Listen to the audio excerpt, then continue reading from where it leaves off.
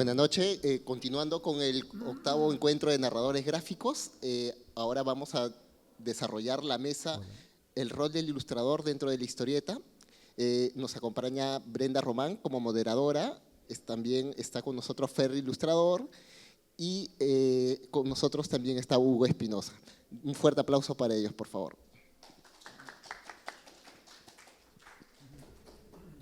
Muchas gracias, buenas noches por estar aquí. Hoy tengo el honor y la alegría de estar de nuevo en la Casa de la Literatura. Quiero agradecerles por brindarles este espacio a los historietistas peruanos y celebrar el Día de la Historieta. Bueno, empiezo presentando a Fer Ilustrador. Fernando Mamani Ríos nació en Cusco, estudió la carrera de diseñador publicitario. Trabajó inicialmente en el diario Extra, continuó en el diario Universal del grupo Epensa y posteriormente en el diario Ojo y el diario El Bocón.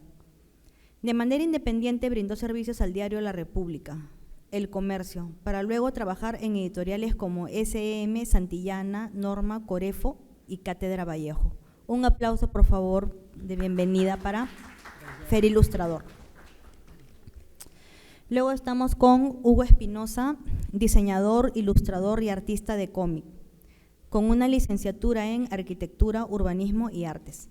Ha participado como panelista en varias conferencias de ciencia ficción e historietas, entre las que destacan FutureCon 2021 y VoxCon 59. Como artista de cómic ha co-desarrollado y dibujado la fantasía post-apocalíptica Panóptica, Los últimos días del futuro, traducida al inglés y al italiano, y varios otros trabajos para el mercado peruano. Como arquitecto, además de varios otros proyectos, participó como jurado en el concurso Diseño de Ciencia Ficción para Arquitectos y Artistas Gráficos. Tiene especial interés en mitología y futurismo. Actualmente se desempeña como arquitecto y editor gráfico para una firma peruana, mientras continúa desarrollando proyectos de ciencia ficción, de forma independiente y como parte del colectivo Quipapacha. Un aplauso, por favor, para Hugo Espinosa. Bueno, yo voy a empezar preguntándoles a ambos cómo perciben el rol del ilustrador en el proceso de creación de una historieta.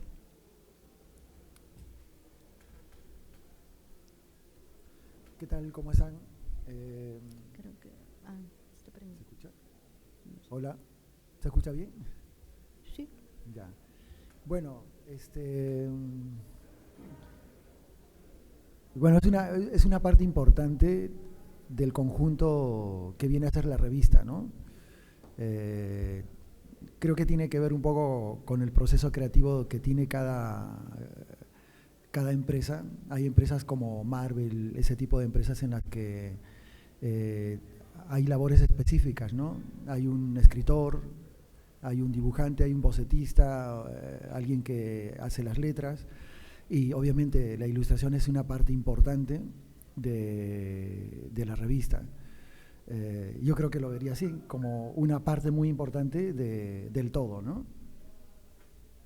Hugo, ¿qué nos…? Gracias, Brenda. Bueno, yo creo que el ilustrador, para empezar, no sé si me considero mismo ilustrador, me gusta pensar en mí como un dibujante de historietas, porque la ilustración, creo yo, es un arte estático, que es muy complejo, y la historieta yo la veo como o sea, no necesariamente un buen ilustrador es un buen historietista, ¿no? La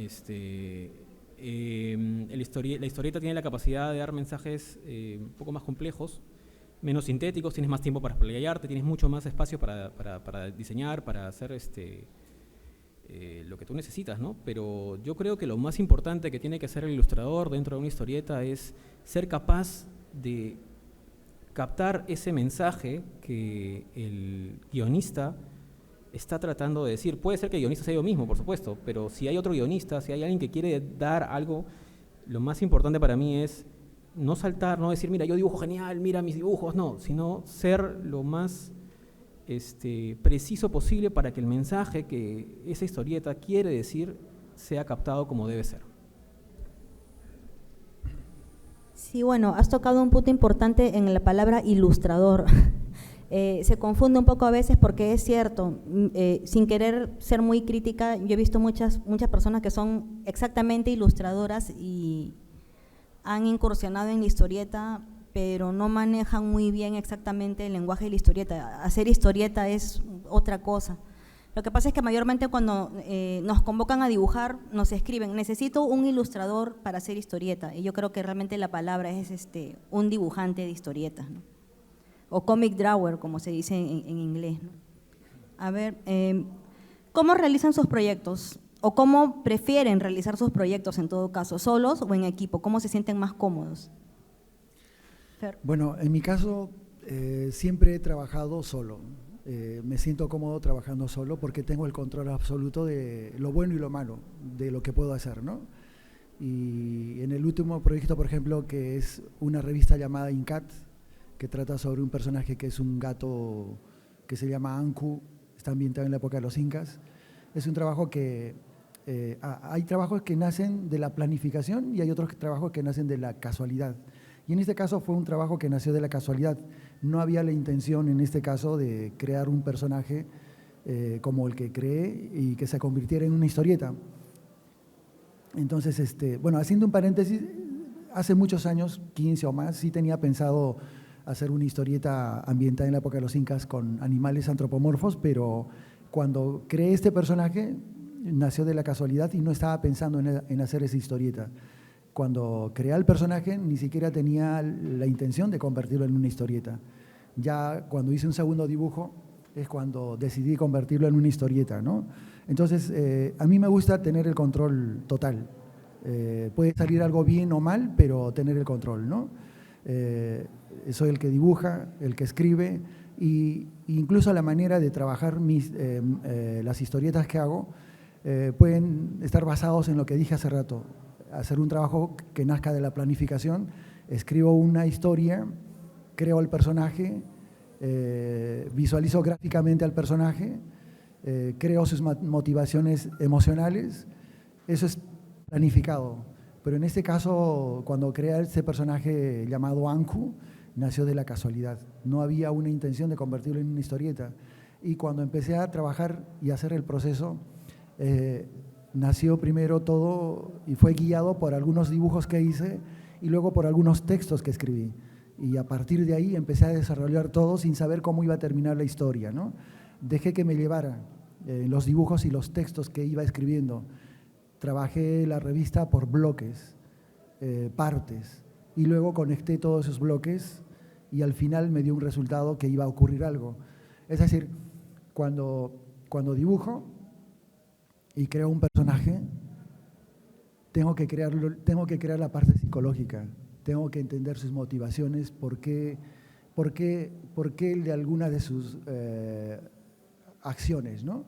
Entonces, para mí es emocionante trabajarlo así, porque me adentro en la psicología del personaje y puedo sentir y entender por qué razones hace determinadas cosas, ¿no?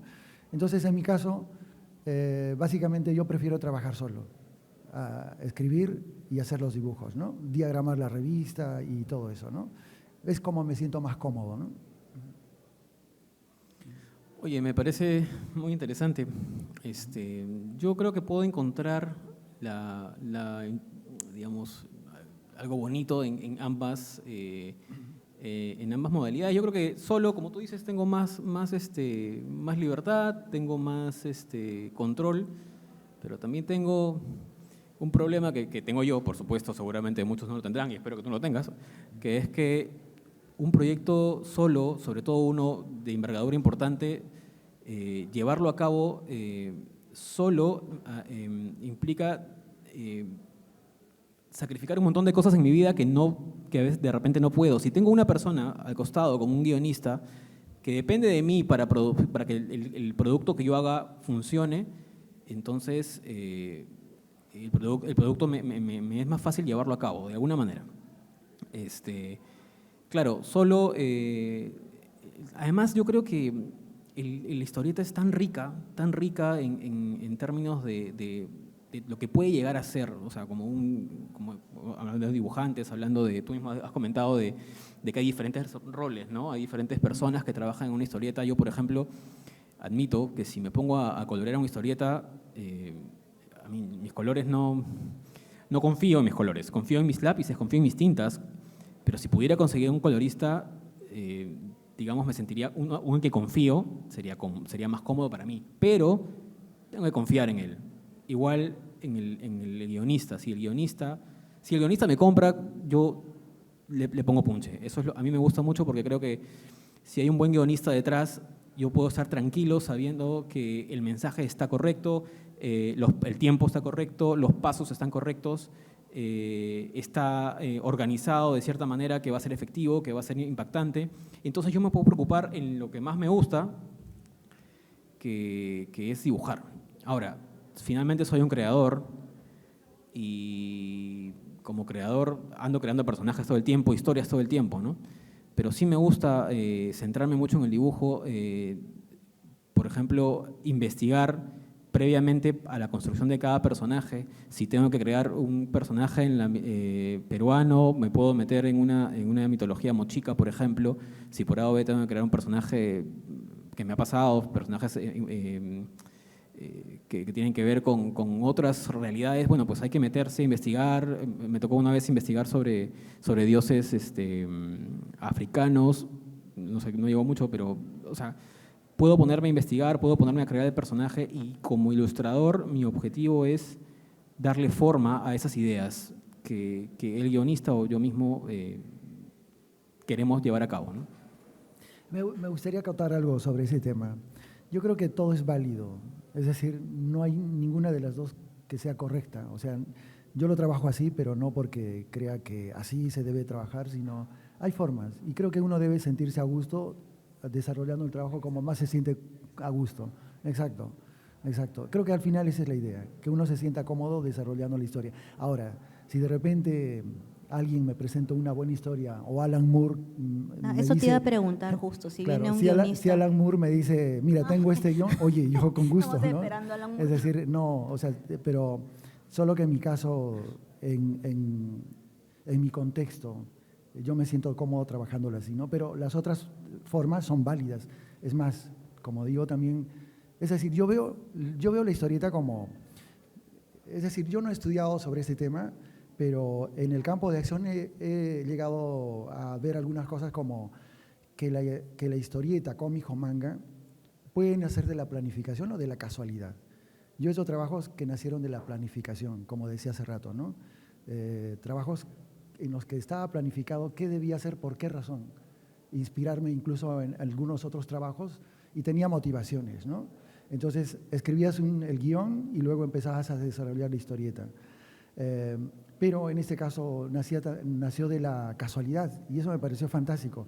Pero yo creo que es cómo experimenta uno como artista lo que enfrentas en el momento. Y a mí me parece válido cualquier forma si llegas al lector, que creo que es uno de los objetivos principales, es que se identifique con lo que estás haciendo y que llegues a generar algún tipo de emoción cuando ve tu trabajo. Creo que ese es el objetivo. Y si lo hace un equipo o lo hace una sola persona, eso creo que es secundario. Lo que importa es generar ese efecto, digamos, en el lector, ¿no? Primero, de repente, incluso uno mismo. Por ejemplo, en mi caso, yo hice algo que me gustó. O sea, no lo hice pensando que voy a vender esto o que lo estoy haciendo porque tengo este grupo objetivo. No, lo hacía más porque quise escribir algo, quise dibujar algo y el resultado, en este caso, fue el trabajo que hice, ¿no?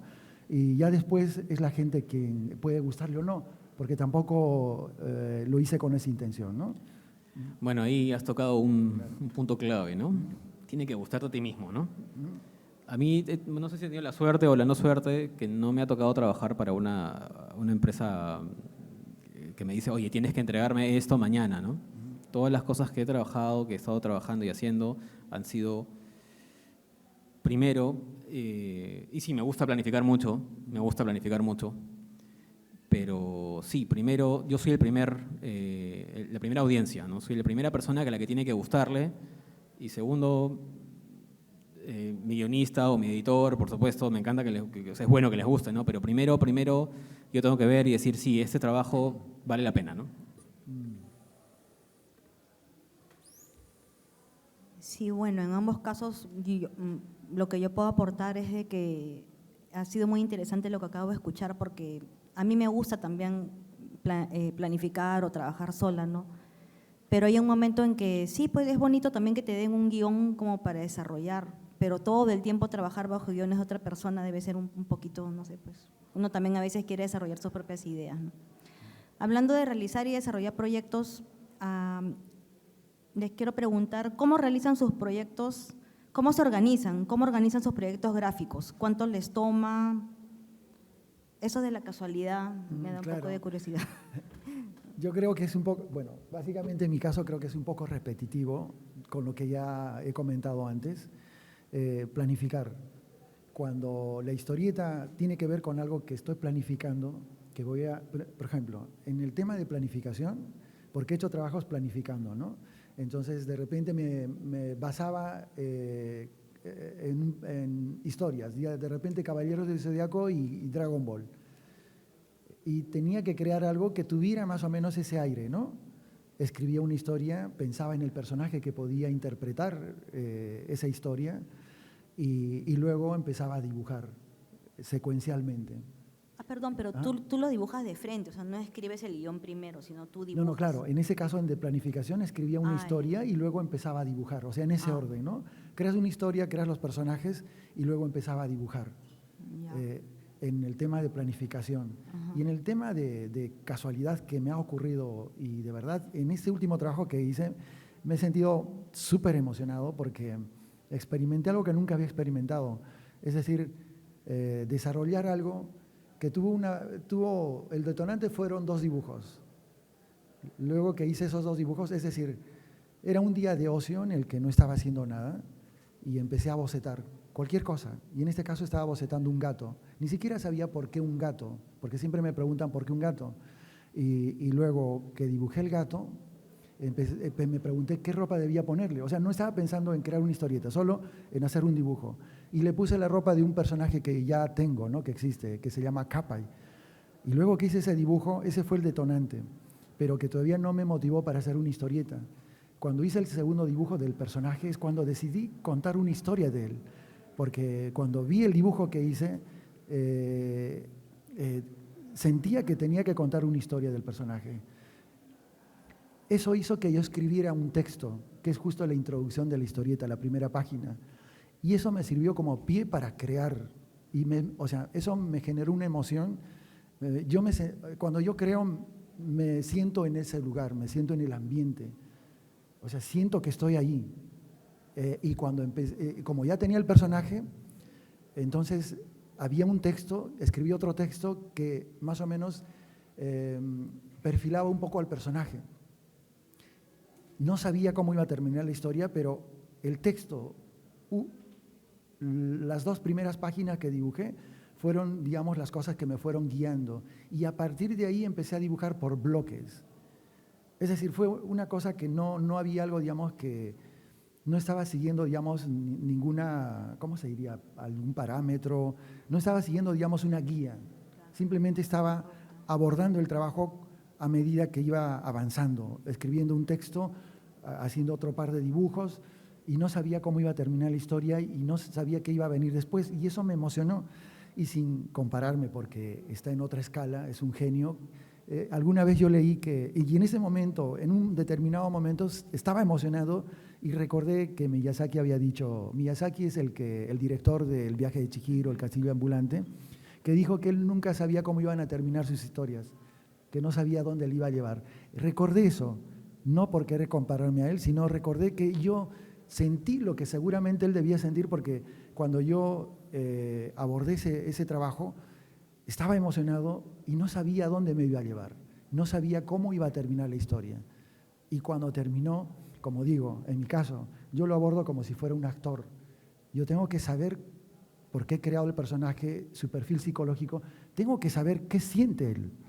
Entonces ha habido algunos pasajes en los que yo me puse emotivo por las cosas que pasaron. porque yo estaba sintiendo o estaba tratando, o estaba, ¿cómo se diría? Me estaba poniendo en la piel del personaje y entendiendo por qué estaba sintiendo él en ese momento. Bueno, mi mamá falleció hace 3 años, ¿no? Eso probablemente contribuyó un poco por el tema que toqué en la revista, ¿no? Entonces, es la forma como abordé este trabajo. Nació de la casualidad, no hay ninguna planificación. Tomé algo, algo me llevó por caminos, me dejé llevar porque lo que hacía me obligaba a llevar hacia algún punto. Por lo que le pasó a él, digamos, a este personaje, tenía que llevarme a una acción A o B. Y yo tenía que saber a qué opción le iba a llevar por su psicología del personaje, ¿no?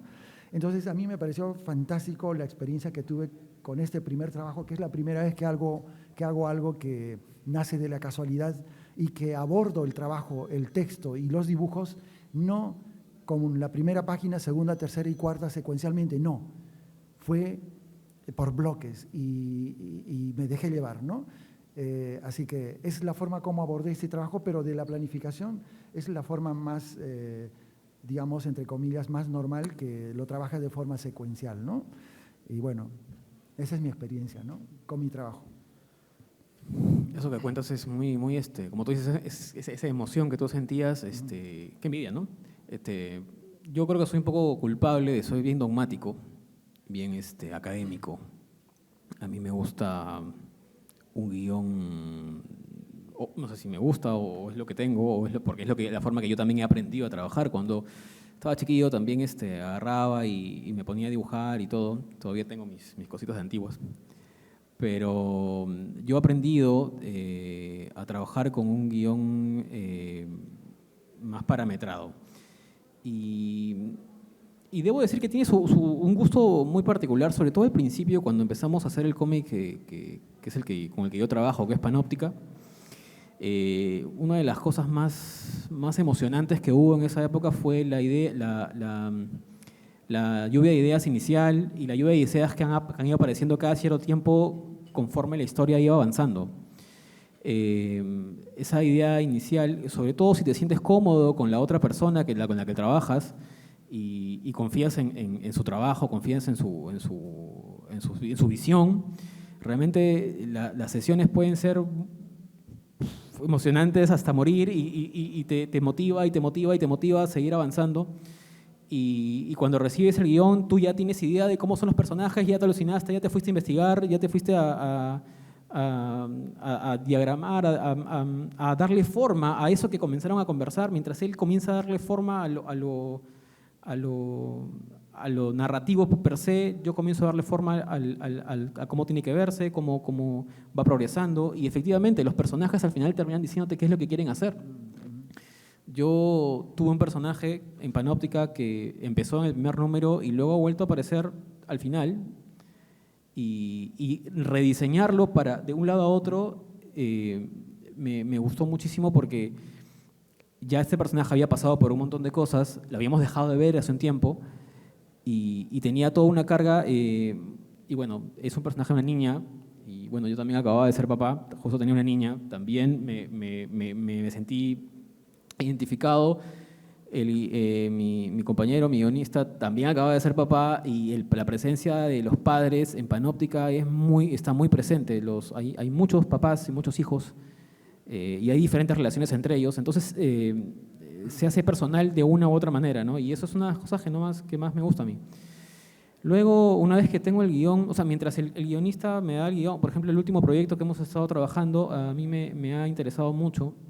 Era una adaptación a una historia de ciencia ficción italiana, en la que está ambientada en Rusia de los Urales, y la investigación ahí ha sido diferente a cualquier otra cosa que había hecho, porque bueno, sí, te metes a investigar pues la cultura moche, la cultura inca, que son muy ricas y es interesantísimo trabajar con ellas. Y lo bueno es que tienes digamos, a la mano. Yo para un cómic que estaba haciendo hace poco, me fui al Museo del Arco y pude revisar las cosas que habían ahí. Dije, esto me gusta, esta iconografía está acá, esto lo hacían para tal cosa, y eso me me da mucho bagaje con el cual trabajar. Para lo otro es solo internet, ¿no? Y entonces, mientras yo hacía la investigación y me llegaron las páginas, me parecía muy chévere cómo las páginas se iban combinando con lo que yo había investigado y con lo que yo iba dibujando. Y finalmente, al menos hasta ahora, el editor está contento, ¿no? El editor está contento.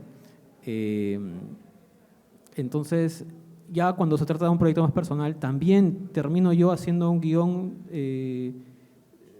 parametrado, con actos, con puntos, con climas, con puntos de interés y cosas así. Es la forma que no sé, de verdad que nunca se me ha ocurrido pensar si hay una forma más emocionante. De repente la hay, pero digamos, la emoción a mí me viene tanto en la lluvia de ideas como cuando ya voy creando y dándole vueltas al personaje y el personaje realmente reacciona tal cual el guión me está diciendo que tiene que reaccionar, y el mensaje llega a donde tiene que llegar. A mí me interesa que el mensaje, que se diga lo que se tiene que decir, y creo que una historieta, sobre todo una historieta latinoamericana, en un país donde tiene tanto que decir, es importante que las historietas digan algo. Bueno, que es súper interesante porque es notorio en las expresiones de ambos, lo que han expresado, de que cada dibujante pues tiene su manera muy particular de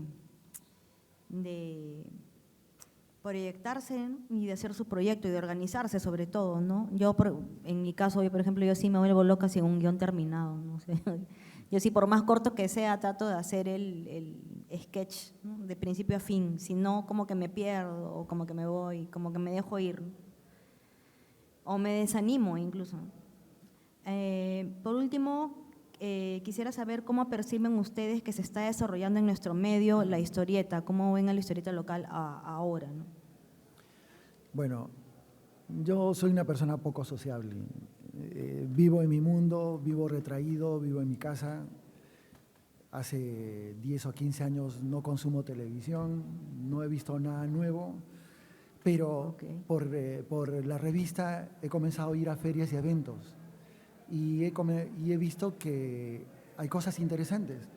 Aquí se encuentra Carlo y he visto que él edita Altazor, es una editorial, y he visto trabajos interesantes. Creo que se va a generar una pequeña movida que de repente de acá a unos 2 o 3 años o 4 puede convertirse en algo que no he visto antes. O sea, yo tengo 54 años, ¿no? He visto siempre intenciones de hacer cosas, algunos pequeños proyectos como Julio Carrión, que publicaba en algún momento sus revistas, Mona Lisa y cosas así, que yo lo admiraba, lo respetaba mucho. Fuera de eso, yo no veía, digamos, grupos de personas que quisieran hacer algo en concreto. Y ahora, yendo a las ferias y a los eventos, sí los he visto, ¿no? Y he visto lo de los esfuerzos que hace Carlo, también lo de Contracultura, que hace tiempo creo hacían, no sé si lo sigan haciendo, pero publicaban libros a otros artistas. No los he visto, de verdad que no he visto los contenidos, pero sí veo las revistas y veo que estas personas también están generando por las redes sociales seguidores. Entonces yo creo que eso también ha contribuido, recién se me ocurre en este momento, que ha contribuido, digamos, de que estas personas que crean esto, Altazor, Contracultura, otros grupos seguramente, que al tener el internet tienen seguidores, y eso creo que puede contribuir a que en unos años Altazor produzca más, y seguramente a medida que produzca más haya más calidad, porque siempre tiende a ocurrir eso, y luego otros grupos al ver eso querrán también tener productos que tengan cierta calidad. Entonces una cosa va a jalar a otra, pienso eso. Y creo que de repente de acá a unos años va a haber editoriales que van a tener una cierta fuerza para tener de repente incluso una línea de producción, ¿no? de un tipo de historieta que produzcan. Así que yo lo veo con optimismo, porque lo mejor que se había producido hasta este momento fue lo que produjo Ositos Monkey, que para mí son los mejores, los que de momento hicieron lo mejor que se ha hecho hasta ahora. Vi sus trabajos no tenían nada que envidiar a lo que se hacía afuera. A mí me gusta ser bien crítico. y yo veía su trabajo como lo mejor que se había hecho hasta este momento, porque yo creo que en el futuro puede que se haga algunas cosas interesantes, que puede que aspire a tratar de llegar a ese nivel que tuvieron Osito Monkey, ¿no? Entonces yo lo veo con mucho optimismo, veo jóvenes que también me han comprado la revista, que también dibujan, veo ese entusiasmo que tiene que ver mucho con el internet y con que estos chicos están viendo que hay gente que está haciendo cosas. Y eso me parece interesante. Así que yo veo con mucho optimismo y yo diría que, como dije hace rato, 2, 3 años o 4 va a haber una buena movida, va a haber editoriales que van a producir a artistas y algunos independientes, como en mi caso, porque yo también me gustaría, pues tengo una editorial que es mi editorial, que me edito a mí mismo y que en algún momento trataré de editar. Por ejemplo, me gusta el trabajo de Julio Barreto, que participó en mi primera revista. Es uno de los más grandes dibujantes que ha habido y que mantiene ese nivel y tiene una creatividad desbordante, y me gustaría editarlo, por ejemplo, ¿no? Ya conversé con él hace mucho tiempo, ojalá que se pueda. Entonces yo haré algo así, haré lo mío y otros harán lo suyo y seguramente eso generará una movida. Creo que yo veo con optimismo que puede ocurrir algo interesante en unos años, ¿no? En nuestro país, con la movida, con los artistas que de repente pueden estar afuera, produciendo afuera, pero son peruanos y eso generará algo, ¿no? Algo importante, ¿no? Yo recuerdo hace 10 años que yo empecé, digamos, a entrar, digamos, en el mercado, más o menos. Ya habían grupos que trabajaban desde hace algún tiempo y la discusión en esa época era, oye, apoya, pues, ¿no? Si no, no se va a desarrollar nunca el asunto, ¿no? Y otros decían, pero ¿cómo voy a apoyar? Pues, ¿cómo voy a decir si esa cosa no está bien? ¿Cómo voy a estar comprándola ¿no? Si no vale la pena apoyar, pues vas a apoyar cosas que no… Habían cosas de todo tipo, ¿no? Habían productos, ya, ok, perdón. Habían productos de todas las calidades y pocos, ¿no? Pocos y había una suerte de no voy a decir bandos, no sé, pero digamos había dos, la vertiente que sí, decía vamos a apoyar porque hay que de alguna manera hacer que el cómic, digamos, la historieta nacional se desarrolle o se vuelva a ciertos lugares de desarrollo que tenía en ciertos momentos, y otros que no, que seguían con su Marvel, pues, ¿no? O sus cosas ya establecidas, ¿no? Ahora, después de un tiempo, me parece que las cosas, con el boom que ha tenido, el boom comercial que han tenido las producciones relacionadas al cómic, no voy a decir directamente al cómic, pero las producciones relacionadas al cómic, ha hecho que haya pues mayor producción, mayor venta, mayor mercado, mayor todo, justo lo que estaba diciendo Fer, que hay más grupos, hay más entusiasmo, más punche, y creo que es algo que tenemos que aprovechar. Tenemos que aprovechar porque yo me pregunto, esta producción que estamos haciendo de historieta peruana, ¿para quién es? Si la respuesta es para nosotros mismos, bueno, es nuestra prerrogativa y nosotros podemos seguir con lo que estamos haciendo de alguna manera, tratando de mejorar. Si la respuesta es, oye, queremos que alguien de otra parte del mundo nos mire y nos diga, oye, mira, qué interesante la producción de Perú, que es única e irrepetible en el mundo y tiene una voz diferente, tiene una tonalidad que puede venir de nuestros antepasados, de toda la riquísima cara cultural que tenemos. A mí me parece que pensarlo desde ese punto de vista podría hacernos ver que la historieta peruana tiene más potencial del que podría aprovecharse, del que se está aprovechando, ¿no? A mí me gustaría pensar que si…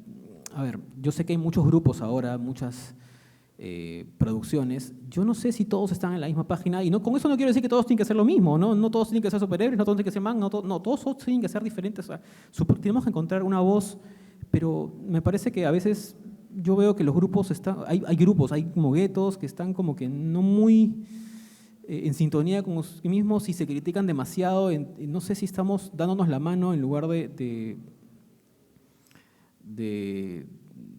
de mirar, no sé si somos realmente, siempre se decía que el mayor enemigo de un peruano era otro peruano, nunca he querido creer eso, yo no creo eso, yo no creo eso. Pero creo que tenemos que mirar hacia adelante y obviamente ver nuestras raíces, lo que ha hecho, o sea, solo el título de Incata a mí me parece extraordinario, solo el título me parece extraordinario. Con eso obviamente no digo que tenemos que saber agarrar y voltear y decir, oye, hay que hacer un cómic de los incas, puede ser de Manco Cápac, no, hay muy buenos, perdón, no quise ofender a nadie, pero las raíces van también con el mestizaje, la combinación que hemos tenido con otras culturas, como la cultura japonesa, la cultura china, la cultura española, todo lo que nos hace a nosotros únicos e irrepetibles en el mundo. Y creo que deberíamos mirar hacia esas, a esos contenidos, a esas cosas, para tratar de encontrar nuestra propia voz como historietistas, como peruanos, como narradores de historias, como que tenemos algo que decir y seguramente tenemos algo que decir. No sé si podría agregar algo, ¿no? Es interesante lo que dices, que pienso que primero cada uno tiene la forma de cómo abordar las cosas, cómo parametrar las cosas, ¿no? En mi caso yo creo que uno tiene que diferenciarse, es decir, los japoneses son japoneses, tienen una idiosincrasia detrás y lo que producen tiene ese respaldo, digamos, tiene una identidad. El cómic tiene una identidad. La historieta, bueno, la historieta es más, digamos, de habla hispana y tiene una forma gráfica, digamos, de manifestarse, ¿no? Entonces, por ejemplo, cuando hice este trabajo de Incat, primero el tema es, creo que la identidad. Creo que debe partir primero de la identidad, quién eres, de dónde eres, porque tu idiosincrasia se va a manifestar en tu trabajo. Y no es hacer incas. En este caso, bueno, ese es un personaje que es un inca, es un gato, pero tener identidad significa saber quién eres tú, quiénes pisaron esta tierra antes que tú, Caral, Mochica, Wari. Un artista en realidad debería tener primero ese conocimiento de saber quién eres tú, quiénes pisaron esta tierra antes que tú, y hacer un trabajo, digamos, de análisis de los colores, de los grafismos. Eso va a influir en tu trabajo, en que se vea como algo diferente y único. Y no tienes que hacer necesariamente incas, puedes hacer ciencia ficción, puedes hacer cosas urbanas y va a tener esa identidad, esa identidad. O sea, tener identidad no significa ser incas. En mi caso ha coincidido, pero no significa ser incas. Entonces yo creo que es importante saber primero quién eres tú y que lo que hagas tenga ese sabor diferente a un manga, a un cómic. Cuando hice este trabajo a veces me preguntan y me dicen, ¿es un cómic? ¿Es un manga? Y al inicio no sabía qué responder porque cuando hice el trabajo no pensé en hacer manga, porque si tú quieres hacer manga tienes que respetar los tipos de viñetas, el lenguaje visual que tiene el manga. Y el cómic lo mismo, o como la historieta. Y cuando hice este trabajo, lo abordé de la forma como lo abordé y salió lo que salió. Y había un chico que me dijo, entonces es un híbrido. Bueno, claro, podría ser de repente una forma como explicar. No es cómic, no es manga, no es historieta, pero a la vez es todo eso. ¿Por qué? Porque todos tienen el mismo lenguaje. Tú cuentas una historia haciendo uso de un texto e imágenes. Y lo que hice es lo mismo, pero a la vez no es cómic, no es manga, ni historieta, y valga la redundancia, a la vez es todo eso, ¿no? Entonces creo que el objetivo, es que tú busques una identidad primero, que te sientas peruano, teniendo un conocimiento de la historia de nuestro país, de la historia de estas culturas, y se va a reflejar en lo que hagas. No tienes que hacer incas en lo que hagas, ¿no? Y creo que eso puede hacer que tu trabajo, de repente, cuando lo vean otras personas, le vean ese valor, ¿no? Y lo vean como algo diferente, pero no porque yo quise hacer algo diferente, simplemente hice algo, pero terminó de repente cumpliendo un poco lo que siempre he pensado, que tienes que tratar de hacer algo que sea tuyo y que te represente a ti, ¿no? Y si me representa a mí, yo represento una cultura, el conocimiento de saber qué vino antes, ¿no? Creo que es un poco eso. De repente no me he explicado del todo bien, pero creo que la clave es eso. Primero que sepas quién eres tú, qué hubo en tu país antes. Eso va a repercutir en lo que eres tú, en lo que pienses, en lo que escribas. Y harás de repente ciencia ficción, cosas urbanas, y se va a reflejar en ese trabajo todo eso, ¿no? Eso es como veo este tipo de trabajo. Puede haber otras maneras de analizarlo, verlo, que son válidas de repente, pero en mi caso es como lo veo, ¿no? Y creo que es importante que nos dejemos nutrir por nuestra realidad, por nuestra historia, como dice él,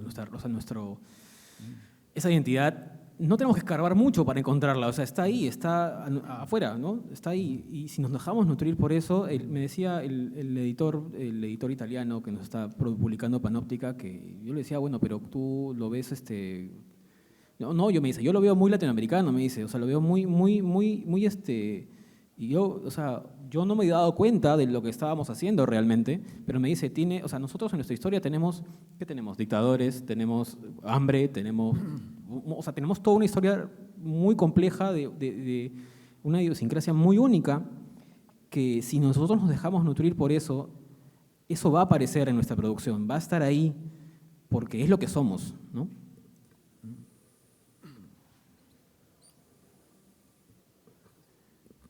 Sí, es verdad.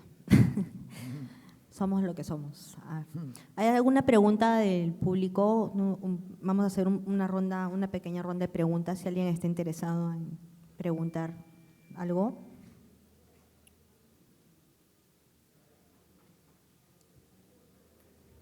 ¿Nadie? Bueno, yo sí les quiero preguntar algo. En todo caso, ¿no? A cada uno de ustedes, yo los veo, por ejemplo, que ustedes son narradores gráficos. Yo lo veo más como, yo no le digo ilustradora a la persona que hace historieta, ¿no? Prefiero decirle dibujante de cómics o de frente narrador gráfico, ¿no? Como narradores gráficos, ¿a ustedes les llama la atención en algún momento hacer un guión para que otro dibujante lo pueda dibujar o nada que ver? Bueno, claro, como hablábamos hace rato, si digamos, primero a mí me gusta hacer el trabajo total. Bueno o malo, preferiría sentirme contento por haberme equivocado o haber acertado en algo, pero claro, es decir, si de repente yo escribiera algo y de repente el dibujante es Jack Kirby, que en paz descanse, o Harold Foster, yo hasta me pondría de rodillas y le diría, por favor, no sé si tú podrías dibujar esta historia, porque obviamente si escribo algo, sabría quién me gustaría que lo graficara, ¿no? Porque Moebius no es Jack Kirby, cada uno tiene un lenguaje visual fantástico, o Enquivila, hablo de más o menos de mi generación de repente porque tengo 54 años. Claro, entonces, obviamente, ¿quién no? Por favor, y también si de repente me escribiera, como dije hace rato, me escribiera un guión y me pidiera Alan Moore dibujar, por favor, hasta gratis de repente le dibujo, ¿no? Sí, definitivamente. Es una pregunta que nunca me había hecho, mira tú. Claro. Porque, claro, o sea, yo creo que puedo trabajar con colorista, con un guionista, por supuesto, pero dejar la chamba que a mí me gusta a alguien más, creo que sería muy perfeccionista, lo estaría fastidiando un montón, de verdad. No lo dejaría trabajar tranquilo. No es que no me guste la idea, porque, como les comentaba, yo siempre ando creando historias, creando ideas, creando cosas, pero tendría que pasar, ¿ves? Para que yo diga, no voy a dibujar esto, que lo dibuje alguien más. Tendría que tener una relación cercana, creo, con esa persona inicialmente, ¿no? Así, si me agarra frío, así es lo que diría. Bueno, entonces si ya no hay alguna otra pregunta. Sí, ahí tenemos una pregunta, a ver. Hola. Allá voy.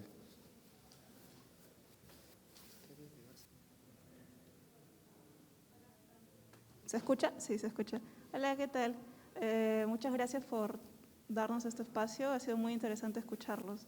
Es una pregunta muy sencilla. Me llamó la atención que en el proceso de, cuando explicaban si preferían trabajar solos o en equipo, no mencionaran el compartir con otros artistas, que no necesariamente están trabajando en el mismo equipo, pero que sean personas que conozcan, que tal vez también tengan una opinión sobre su trabajo. Quería saber si alguna vez lo han hecho, ¿no? Si en ese proceso han compartido páginas o diseños de personajes con otros compañeros suyos. Bueno, mira, como decía al inicio, soy una persona poco sociable, vivo en mi casa, en mi mundo, y no, en mi caso no. Como puede ser algo bueno y malo, lo acepto, porque puede que eso me contenga o me retenga un poco, pero al final he decidido, digamos, hacer el trabajo como lo hago porque me siento cómodo, me siento bien. Entonces, no, generalmente siempre trabajo solo. Es más, no quiero enterarme casi de nada de lo que se hace. No sé, porque esto puede ser algo poco como particular. Siento que algunas veces, incluso a veces me dicen, me gustaría darte ideas. Yo digo, no, gracias, porque ya no lo sentiría como algo propio. Es algo particular, ¿bien? No significa que sea lo correcto, solo digo que así soy yo. Entonces, no, en mi caso no funciona así. Solo en esos casos excepcionales, como me decías, si hubiera algún dibujante que te gustaría que ilustre alguna historia que tienes, claro, sí, en esos casos sí, ¿no? Pero en otros no. Bueno, así soy yo, ¿no? Bueno, yo, como les he comentado, yo sí he encontrado placer en trabajar en equipo. Creo que más de una vez con diferentes personas me ha pasado que estamos en la misma línea y comienzan a fluir las ideas y eso es extraordinario. Ahora, no he compartido dibujos con nadie per se, ¿no? Con coloristas estoy en ese proceso ahorita de entrarle primero con el color. Las últimas veces que las 3 o 4 veces que yo he pedido, oye, dame una propuesta de color para esta página, no me han gustado. No me han gustado justamente por lo personal que termina siendo la página para mí. Pero no es algo que, como me gusta trabajar en equipo, no es algo que no me guste, solo que creo que tengo que encontrar las personas o digamos el compañero ideal para poder hacerlo, ¿no? Hace poquito nada más lo intenté. No en el sentido que lo intenté como que ya hay que hacerlo juntos, sino dije, ok, vamos a buscar a alguien para que me apoye acá. Alguien que tenga una voz, que tenga o sea, que digamos, creo que tienes que considerar a una persona, o sea, si tú vas a coger a alguien que sea tu chule, pues no es ese tipo de cosas lo que yo busco, ¿no? Busco una relación horizontal cuyas ideas puedan juntarse y avanzar. Entonces, dentro de eso, esta persona, digamos, yo diría sabiamente, me dijo, mira, yo prefiero, es como que si yo te dijera a ti, no trabajemos juntos, tú me dirías, no, yo prefiero tener mi voz y tener mi propia graph, lo que sea, ¿no? Entonces, encontrar a la persona apropiada para hacerlo es creo que lo difícil, pero no es algo que me disguste porque yo sí creo que en el trabajo en equipo bastante, ¿no? Bueno, ¿hay alguna otra pregunta? Hola, hola.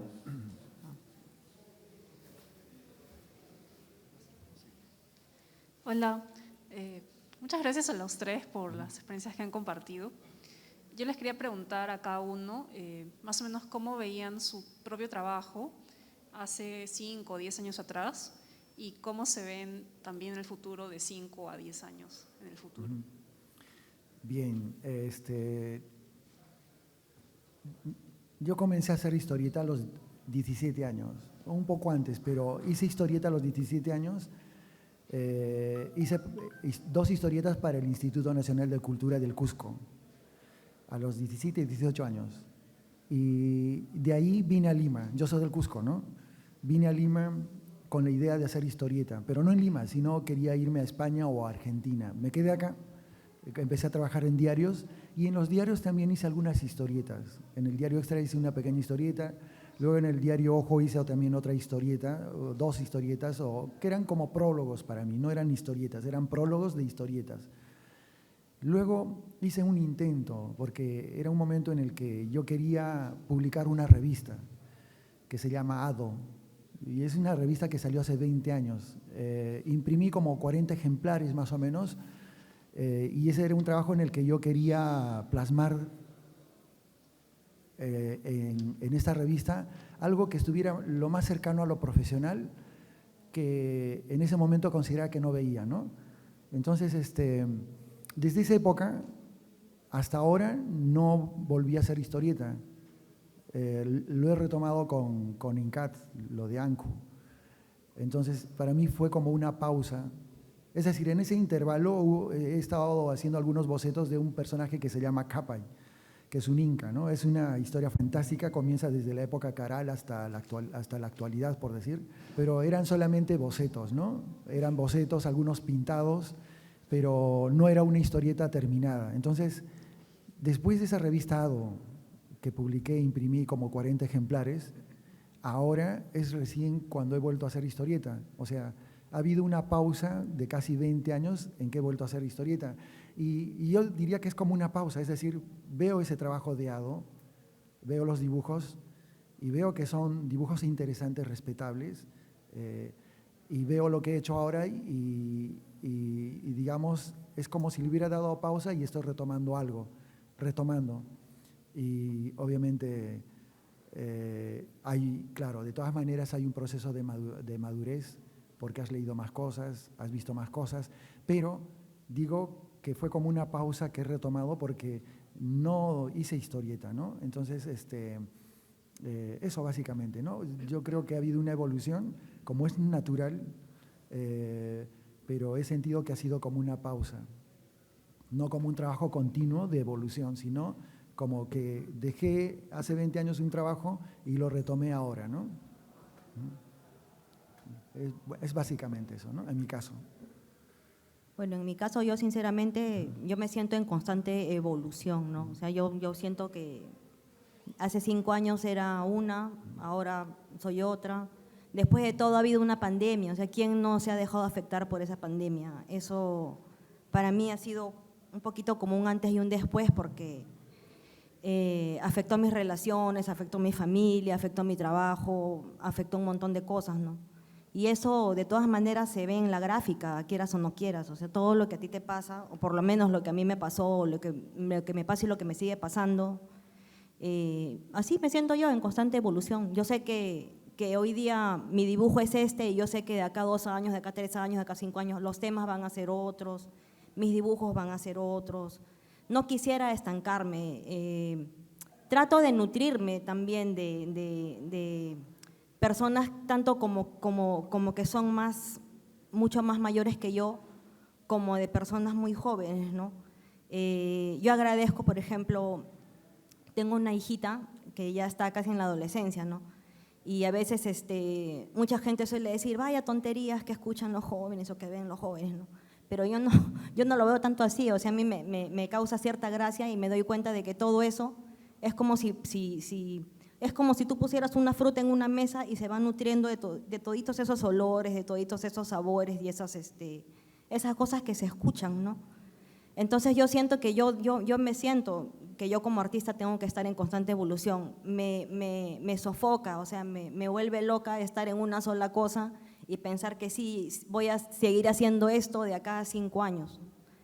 Es así como yo me siento y me siento cada vez más libre de ataduras incluso, ¿no? Ya hago mis cosas y no me importa mucho, trato de cumplir con ciertos parámetros porque eso sí, me disgusta mucho el arte hecho, como dicen acá, a la quechú, ¿no? Eso sí a mí no me pasa, ni siquiera me lo paso a mí misma, ¿no? O sea, trato de cumplir con cierto estándar porque digo, caramba, trato siempre de dar de lo mejor de sí porque me gusta hacer algo, una cosa de calidad, ¿no? Pero no me quiero atrapar en los temas, ni me quiero sentir limitada tampoco, ¿no? Oye, si yo no se puede mostrar mi dibujo de hace 20 años, que roche, no se puede, o sea, no, obviamente ahí ha habido un cambio, como me han dicho mis compañeros, uno tiene que estar en constante evolución, uno se nutre de diferentes cosas, ha pasado por un montón de cosas.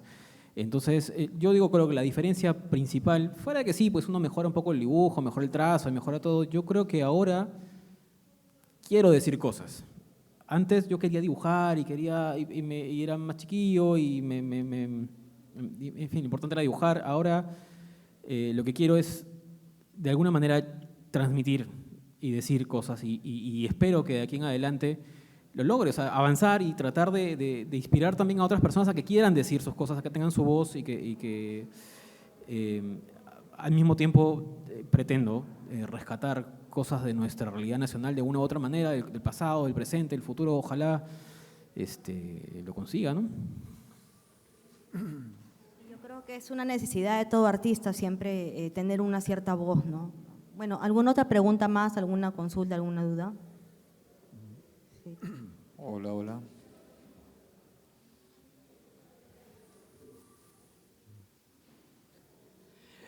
Muchas gracias por dar esta charla para nosotros. Y yendo la pregunta es, sabemos que hay personas que hacen cómics para representar nuestra cultura peruana y algunos no son tan buenos realmente porque no logran hacer que nos noten y que observen nuestra cultura. A lo que me quiero referir es, ¿qué considerarían que es importante para hacer un cómic que representa a uno mismo o a una cultura? Bueno, como comentaba hace rato, es importante que conozcas la historia, ¿no? Tu historia. Esa es la clave, esa es la piedra angular. En mi caso, por ejemplo, en el personaje que trabajé en lo de Anku, hay un arma, y esa arma existía en la época de los incas, pero no como lo dibujé, o sea, está basado en algo que existió. O sea, para crear algo tú tienes que tener conocimiento de algo que ha existido y después de repente tener la libertad de fantasía de hacer algún tipo de alteración, pero que esté basado en algo que ha existido, no simplemente inventarme algo. Creo que esa es la clave. Primero tienes que tener un conocimiento, tienes que tener un respeto, investigar sobre el trabajo que vas a desarrollar. Ahora, en cuanto a nuestra historia, nuestro pasado, hay cosas que se han descubierto, no todas tienen una certeza del 100%, porque no ha habido una escritura que te pudiera dar certezas del 100% de las cosas. Lo que se ha descubierto son cosas mediante la arqueología, un trabajo de sociología en el que puedes entender cómo pudo haber sido. Entonces no vas a tener una certeza del 100%, pero sí tienes que tener un trabajo de investigación para tomar ese tipo de historias, ¿no? Si son sobre incas, tiene que hacer un trabajo mínimo de investigación para tratar de elaborar lo que quieres elaborar. Y luego tener, si quieres hacer un trabajo de repente que represente exactamente algo histórico, sin fantasía, obviamente tienes que representar exactamente lo que has aprendido, lo que has descubierto en los libros de gente especializada en esto, ¿no? Por ejemplo, en el tema del lenguaje. Hay cosas, no hay una certeza al 100%, pero hay cosas que se han investigado, por ejemplo, el quechua, el aymara, puquina. Se supone que el quechua, la gente común, normal, como nosotros, puede pensar que el quechua era el lenguaje universal en la época de los incas, ¿no? Pero no, o sea, en realidad los incas en teoría tenían un lenguaje que es teoría, ¿bien? Pero con un trabajo de investigación, que se supone que era un lenguaje llamado el puquina, que era un lenguaje que hablaban los incas, pero que ese lenguaje no lo usaban el común de la gente. Y luego después de puquina viene el aymara, y después vino el quechua. O sea, ¿Los nobles te refieres? ¿Perdón? ¿Los nobles son los que hablaban el puquina? Exacto, o sea, los que en teoría, digamos, llegaron al Cusco y hicieron que esta cultura se convirtiera luego en una civilización y se expandiera, esa gente hablaba ese idioma. Y luego el idioma en teoría común era el aymara. Había muchos otros lenguajes, pero digamos el aymara y luego el quechua, es que el que ahora se ha convertido como de repente como el lenguaje que se utilizaba, pero común, pero en teoría no es así. Entonces, hacer ese pequeño trabajo de investigación, por ejemplo, ¿a qué te puede llevar? Si quieres abordar temas de Inca, de repente en la historia que trates de representar en el papel, tocarás, no incidiendo en eso, sino en la historia se hablará de alguna manera que existe eso. Entonces, el que lea eso aprenderá un poco también, pero no porque quieras enseñarles de una forma, digamos, como libros de historia, sino simplemente cuentas una historia en la que se tocarán esos temas y que de alguna forma la persona que va a leer esa historia y ver esa historia, porque también está la parte de los trajes, ¿no? De la ropa, la indumentaria. Entonces, cuando quieres abordar ese trabajo, tiene que haber un trabajo de investigación. Ese es el respeto que tienes que dedicarle a ese trabajo, ¿no? Tienes que tratar de hacer lo mejor que puedas dentro de tus posibilidades. Si alguien hace eso y comete algunos errores, hay un respeto porque ha habido un trabajo de investigación. Y bueno, básicamente eso, ¿no? Tiene que haber un trabajo de investigación. Entiendo también a los adolescentes, porque recuerdo que hace 15 años a veces hacían trabajos de incas y los veías y parecían caballeros del zodiaco. Entonces, de repente es el deseo de querer que, de alguna forma inconsciente, de querer pertenecer a otra cultura y que lo que hagas tenga cierto parecido o esté relacionado a eso. Los entiendo porque son adolescentes. Yo cuando era adolescente, de alguna forma quería creer incluso que de repente, de alguna forma, los extraterrestres tuvieron que ver con las construcciones incas. Quería creer. Incluso en mis ilustraciones hay muchas ilustraciones de ciencia ficción donde tiene que ver con incas y que de alguna forma yo quería creer, pero era porque era adolescente. Luego empiezas a leer, a nutrirte más y obviamente tienes que aceptar realidades. Cómo son las cosas y es mejor porque las quieres, las amas luego, ¿no? Entonces, entiendo a esos adolescentes, sé que con el tiempo se darán cuenta que era un proceso, que era una manifestación de un adolescente y que luego al ser adulto su trabajo lo llevará a otro nivel y lo encaminará de la forma correcta, que es investigar. Incluso si quieres desarrollar una historieta que tenga mucha fantasía, pero de todas maneras tiene que estar basado en algo que ha existido. Pongo un ejemplo. Vi un anime hace muchos años. Primero vi la película Los 7 Samuráis. No sé cuántos habrán visto esa película de Akira Kurosawa. Un genio, una película fantástica. Luego hicieron un anime sobre Los 7 Samuráis, pero ambientado en una época futurista, y en el que la ropa que utilizaban estos personajes en este anime futurista está basado en algo que existió, no se inventaron, pero se ve fantástico, pero se basaron en algo que existió. Entonces eso me parece también válido. Si yo hiciera algo futurista con incas, lo haría así, tomaría algo que existió, lo evolucionaría para que se vea algo fantástico, pero estaría basado en algo que existió. Creo que eso es lo que pienso, ¿no? Oye, yo iba a profundizar sobre la necesidad de investigar, pero ya pues, ¿no? Ya dijiste todo muy claro. Sí, pues, ¿no? Como él dice lo de los adolescentes, cuando uno es joven. Oye, cuando yo era joven, yo lo que quería era que mi dibujo se pareciera pues al de Todd McFarlane o a qué sé yo, ¿no? O sea, yo no estaba pensando en tener mi propio estilo. Decía, oye, yo quiero dibujar como este pata, ¿no? Y imagino que muchos tendrán, o sea, yo quiero dibujar como Miyazaki o quiero dibujar como Toriyama o qué sé yo, ¿no? O sea, oye, si algún día dicen quieren dibujar como yo, sería el monstruo también. Pero creo que es importante que busquemos autenticidad. O sea, primero hay que saber quiénes somos. ¿Y quiénes somos? Sí, es un poquito de incas, como decías tú, pero también, como tú decías tú, no solo somos incas, somos un montón de cosas. ¿Por qué no hacemos una historia sobre un chef peruano, por ejemplo, ahora que está tan de moda la gastronomía? O sea, o qué sé yo, o sea, o un folclorista, o sea, me acuerdo una vez una imagen en internet sobre un mundo steampunk en Perú, en la colonia, ¿no? Que tampoco es exactamente lo que hay que buscar, pero en nuestra historia, nuestra realidad es tan amplia y tan rica, y si nosotros sabemos quiénes somos, si tú sabes quién eres, sabes de dónde vienes y valoras lo tuyo, lo otro yo creo que, añadido a la investigación que dice Fer, lo otro va a tener que fluir y vas a tener que, si tú te dejas nutrir de lo tuyo mismo y o sea, no es que esté mal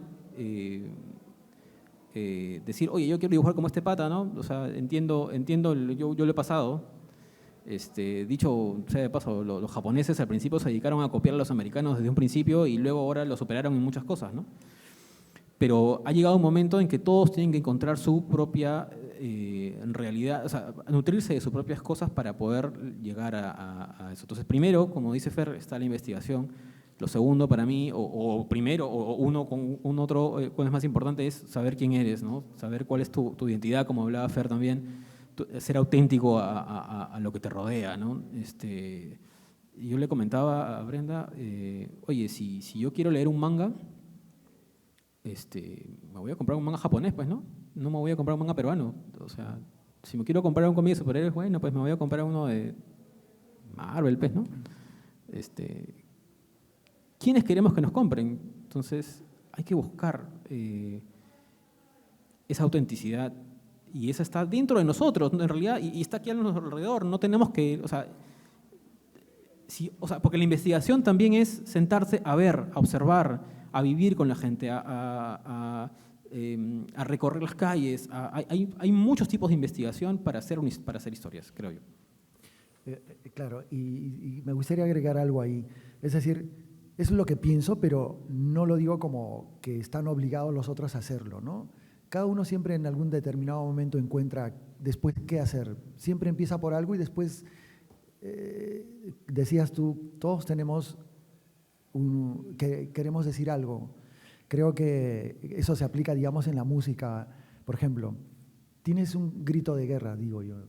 Todos quieren decir algo, un grito de guerra. Una vez que dices ese grito de guerra o lo que quieres decir, a veces te quedas vacío. Entonces tienes que volver a vivir, a experimentar más cosas para querer decir algo más. Entonces en este tema, los trabajos acá han hecho muchos trabajos de superhéroes. A mí me parece que está bien, o sea, está bien porque, digamos, estás construyendo algo y eso contribuye de todas maneras. Y al final cada uno, digamos, encuentra su camino, ¿no?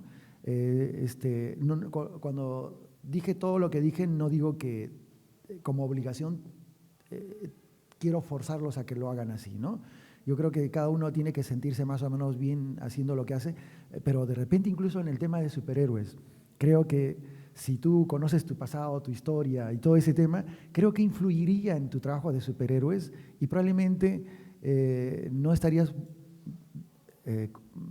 digamos, bueno, entiendo que estos son etapas, como dije de lo del adolescente que después madura y quiere hacer algo más elaborado. Digo, de repente, cuando, a veces no quiero que suene de repente mal, ¿no? Es decir, si quieres hacer manga, no hay nadie mejor que un japonés para hacer manga, pero si aún así quieres hacer manga, tendrás que investigar para entender ese lenguaje y tratar de hacer manga. Y si tienes identidad, incluso aportarás algo a lo que estás haciendo, ¿no? Y si quieres hacer sobre cosas de superhéroes, también si tú tienes una identidad y quieres hacer superhéroes, yo creo que eso contribuiría a que tus superhéroes tengan una característica especial, no que parezca algo que quieres imitar, ¿no? Sino que tenga su propia característica como superhéroes, pero basado en la identidad que tengas como peruano, ¿no? Sí, o sea, de acuerdo. Si tú quieres ser un superhéroe, y como le dice, nadie puede obligar a nadie a ser nada, y tiene razón, tiene toda la razón. Claro. Si yo quiero ser un superhéroe, bueno, hay una investigación de por medio, ¿no?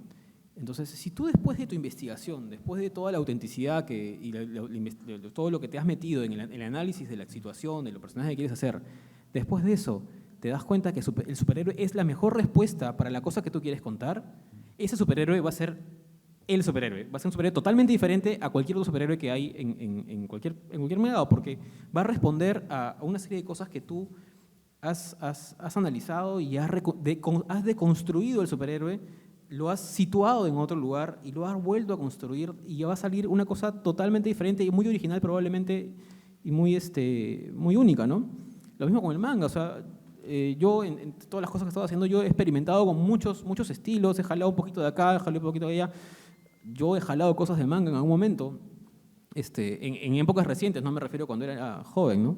Me refiero a que el lenguaje está ahí y podemos nutrirnos de él. La cosa es no copiar, creo yo, ¿no? Bueno, yo creo que con esto damos por concluido el conversatorio. Quiero agradecer a todas las personas que están presentes. Realmente muchas gracias por su presencia. Les agradezco mucho. También a ambos panelistas, por favor, un aplauso. Muchas gracias.